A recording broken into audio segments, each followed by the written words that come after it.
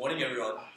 As what the previous CEO the current CEO of DBS has said, we do not need banking, we need banking services. And that's why we would like you to bank on the future and bank on us, Lux Consulting. So first we'll talk about the situational analysis. So we'll talk about the customer journey that currently DBS has. So we look at what the use has, which is POSB Smart Buddy, and we have the young adults, which we have they have segmented it well, which they include NS Men itself, so they have Save As You Serve, which is one of the more prominent ones, and working adults, which they have their own DBS Life Fresh, and their DBS Save As You Earn, and their home housing loan. As for family, they also have like DBS Multiplier account, and as well as DBS iWealth itself. So the end idea is that currently we believe that DBS product line is really well established and is very comprehensive in different life cycles and stages. So the focus should be on improving the current DBS suite experience, so the service experience, and ensure that there's a smooth transitioning between different points of life cycle stages. So what our team has identified is that the life cycle stage which has the gap for the entire customer journey would be the fresh graduates transiting into working adults. So this might be a very small gap, but it's where the gap DBS has lost their customers in. So one reason that DBS would lost this group of millennials would be the lack of financial literacy and management for the millennials to employ. So the key focus should be to bridge the gap between the school and the work transitioning, as well as to do an integrative experience with resources targeting issues that they face throughout this point of the life cycle stage. Next, we'll be looking towards the current available platforms, and we look at DBS PayLah, Pay Anyone by OCBC, UOB Mighty, and there are several other, and even Alipay, several others mode of payments that are available. And this actually sparks kind of a lot of confusion because all of the companies, they kind of mimic each other and they come out all at around the same time. So by coming out at the same time, it's very inconsistent for the businesses to employ on which platform is the most optimum at that point of time, because they do not want to employ all modes of payments. So it explains why Singapore is still a cash, it still uses much cash in the society because it's still the universal form of payment, and why people do not use like DBS PayLah, or some people do not use UOB. It depends and varies among the millennials themselves. So the DBS focus should be having this level of interoperability amongst different platforms, and understand that they should reach out to the target millennials by targeting these platforms and making their current services available throughout and consistent. So we'll be moving on to competitor analysis, and we have identified that our OCBC to be our main competitor. So for OCBC, we look at what their strong core competencies in, which is due to the financial management, having better monetary incentives, and innovative, and it's what they have now. They are currently capturing the millennials. However, for UOB, they are very strong in their online and mobile banking services, upholding of corporate social responsibility, viewed as a trustworthy bank, and having a strong network of ATMs and branches. So I would like you to take note of the last 2 points, and we'll now move on to the next slide. So understanding this, we will now look at what the current millennials desire from their current banking services. And these are the top 5 choices as given by the case itself. So as you can see that safety and accountability and the network of branches and ATMs are already addressed by the DBS themselves, because they are perceived by the millennials to be of such. So we would like to move on and look towards the other 3. So we understand that the easy to use kind of digital platform in terms of convenience and user friendly is very important to the millennials themselves. We also want to note that better benefits and a more customized and intimate experience is also one key thing that millennials look to. And finally, the interoperability that we exposed just now. Now I'll be passing my time on to Gwyneth. So as mentioned by Kenneth, based on the insights, we'll be moving on to propose two strategies to help transit DBS from a choice to the choice. So introducing DBS Omni, we'll be embracing interoperability. So what this means is that we'll be incorporating the information systems and really depend on our AI in the fintech landscape. So basically, earlier, Kenneth has actually mentioned how millennials and many other users are actually confused because they're bombarded by the many platforms that DBS, many basically apps that DBS have in place for them. So in light of that, we'll be collapsing some of the more complementary as well as the more day-to-day usage kind of apps from DBS to streamline the processes. So basically, DigiBank as well as DBS PayLah will form the financial arm of our app, and then it will be complemented by DBS Lifestyle as well as the iWealth SG. So it will all be collapsed into our DBS Omni. So moving on, this is really just the interface that will be clean and easy to use. So this is a hypothetical example will be how our users will be taking him through our app. So basically, we will still be continuing with our current partners as well, who are already on our DBS PayLah systems and all that. So for example, for food, we'll still be basically partnering with McDonald's, Deliveroo, so on and so forth, getting more of them to collaborate with us. And for example, in transport, we'll be getting the bottom line of EasyLink, Grab, as well as Uber, and all of them will really just form our financial arm. So we also realize that millennials want to manage their finances, and in this fast food culture, we want things fast, we want things immediate, we want things straight to the point. We're going to collapse the manual tracking from other apps, for example, Wally, to basically have an in-house financial tracker. So based on our partnership with Grab, for example, it will become a transport. It will be it will be reflected as a transport cost. And then, for example, if they actually go through honestly, it will be food cost. So that will enable them to be able to sieve their finances and really track it more accurately and faster. And with this knowledge of their consumer expenditure of our user, we will also just quickly get them to input their preferences on the app. So basically, getting, for example, top 3 categories can be food, sports, and transport. And then diving in a little bit more to the merchants, right? So based on this input, right, we will, and also as previously mentioned, with the knowledge of what the Lux and dislikes, we'll be pumping up these related, the more salient discounts and promotions for them to save more while spending more. So just a summary, we will be acquiring data, and this will all be going to our database, and from here, we will be able to dive into a small data kind of thing and customize this according to our millennials, and in a way try to suss and size them up to potentially what kind of investors they could be moving up as they age. So for example, based on their spendings and preferences, could they be high risk investors, low risk, middle risk? So after that, we'll be developing our in-house algorithm to perhaps basically, based on their patterns, just recommend them certain investment policies and packages that they could be interested in, and from there we'll be able to kind of introduce them more to our investment branch. So moving on, I'll let Yang Ting take you through the next phase, will be DBS Compass. Okay, so moving on to DBS Compass, or Journey to Your Future. So this DBS Compass is centered around 2 main concepts, which would be polishing the customer journey, as well as advisory now, advance next. So based on Insight 1 and 2, we've identified that there's a tipping point between the graduation to employment, where our customers are actually looking for job opportunities. So what DBS needs to do is to bridge this gap between graduates and employment by providing a private space for our customers to find their financial bearings. So based on the case itself, 74% of millennials are interested in investing, but are unable to do so due to their lack of financial knowledge.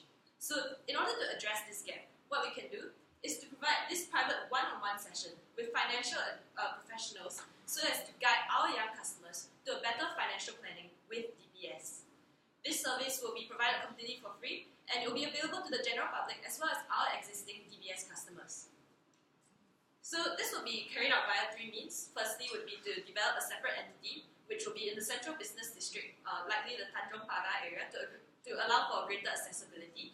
And by developing a separate entity, we we can provide a more comfortable and approachable environment for our customers to seek our services.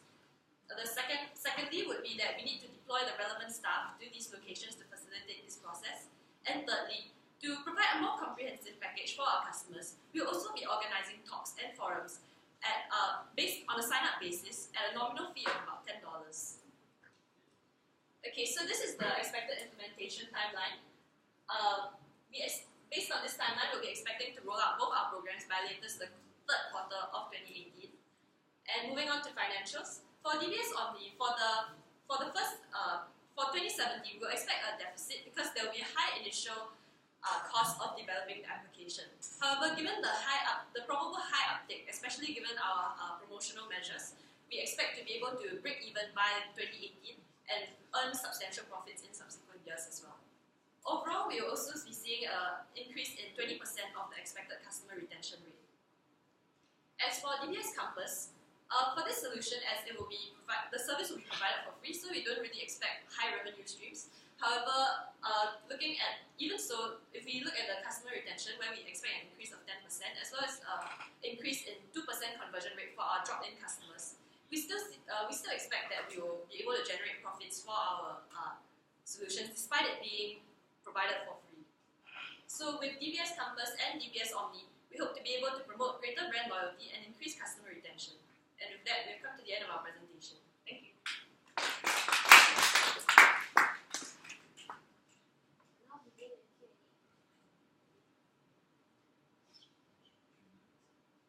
How do you plan to market your DBS Campus so that people will sign up?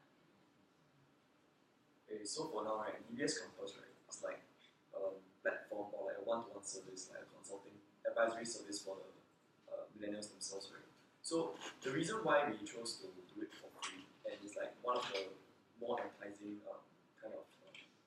price services, because we feel that firstly, the graduation to employment point, they're not earning any money, they're not earning any income, and at that point of time, self-development in terms of this financial education and financial literacy might pose a threat in terms of money-wise, because there are a lot of services out there that wants you to pay so that you go through a certain level of understanding in terms of financial education. So by providing this free platform, we are able to capture those that wants to know in terms of their interest, and especially those that out of curiosity, they want to know about their this financial literacy, because we expect to give like a certain on the level basic level of financial education, and see what can they develop from there. Yeah. So I guess the main part would be the free service itself. Yeah, then to add on to his point, in terms of the marketing, because we've already identified that most of the millennials are interested in investing, so we believe that we can actually market this to them via SMS, social media, emails, and this program is actually sort of an opt-out program in that sense. So it's available to all our existing customers already. They can just drop in, and given the accessible location in Tanjong Pagar, where Chinatown is kind of frequented by millennials, it's very easy for them to just go to a cafe, and then afterwards they just drop by to approach us for our services. And just want to add on, further expand on that, whatever they said, we'll also be reaching out to companies, because we realize that they might not actually know about our service just offhand, just based on our marketing. So what we're going to do, because this is a free service, we're going to reach out to the companies, and we feel that they're fairly low, not much reason to really turn us down, because it can be part of company corporate events, for example, Finance Friday, where they have basic finance literacy courses that we are providing, so they can learn more about our services, and if they are also interested, they'll also be able to come to our advisory center to learn more about it. So that's how we expand our outreach. Yeah. For the DBS Omni, how are you guys going to partner with the apps like Uber and Honesty, etc.?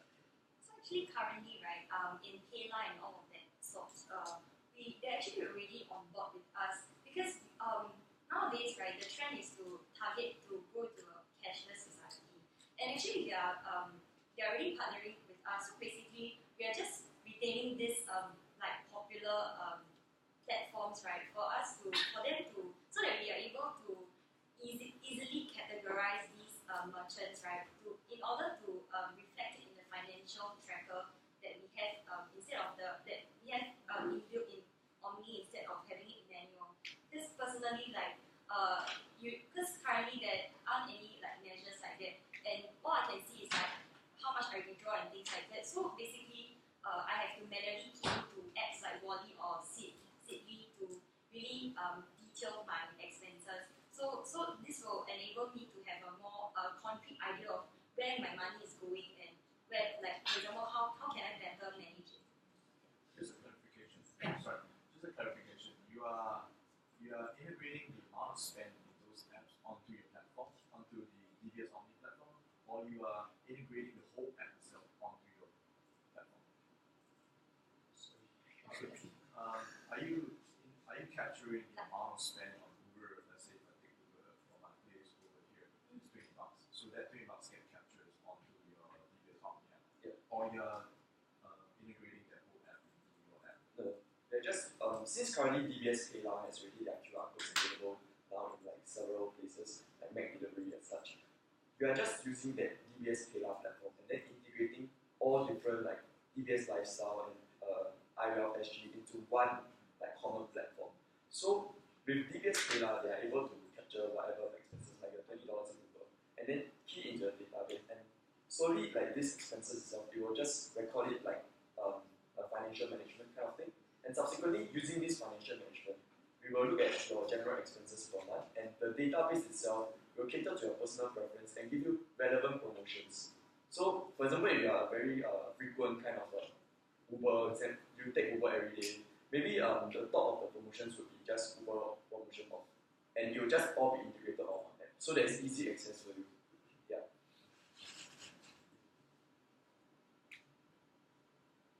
The current DBS compiler, is it an extension of the current NAV program?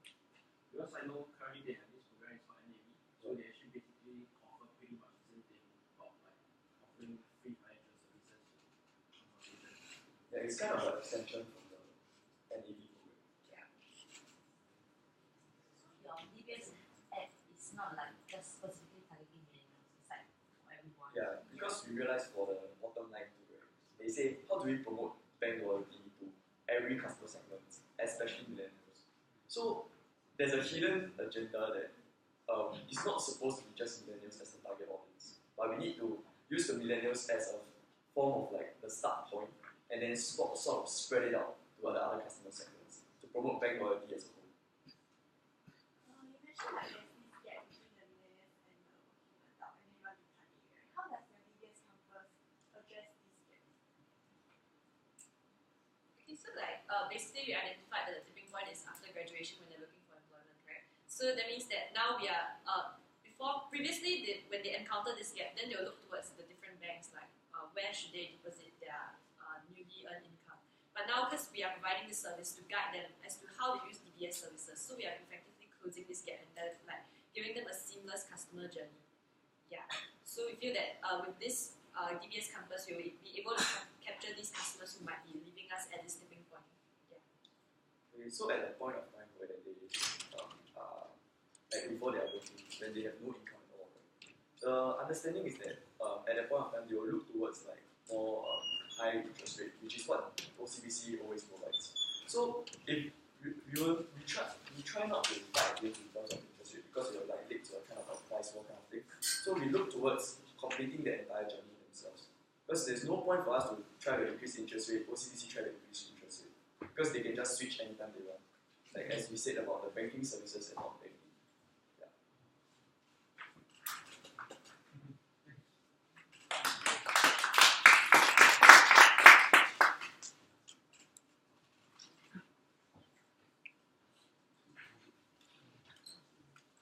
Still got one. You go on. How does it